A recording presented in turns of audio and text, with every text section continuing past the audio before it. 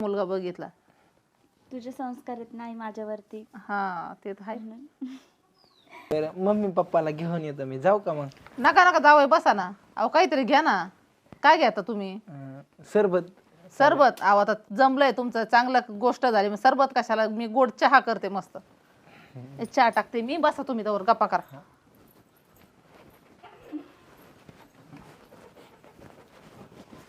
बरी मानसी, मला एक प्रश्न पडला. काय? जर सासूबाई लग्नासाठी तयारच नसते झाल्या, आपण काय केलं असतं?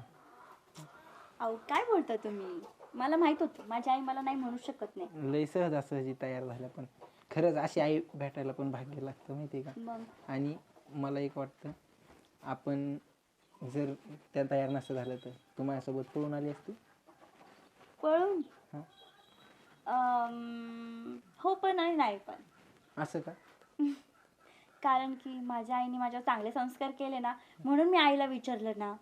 मग आणि तसे आई हो म्हणणार होती तर मग पळून का जायचं? ते पण आहे. आणि कधी पण घरच्यांच्या मर्जीने लग्न केलं पाहिजे, नाहीतर आपलं प्रेम आहे ना तर घरी सांगितलं पण पाहिजे.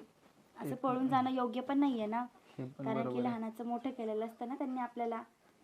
नाही पण तुझ्या मम्मीचा स्वभाव खरंच भारी बरं का.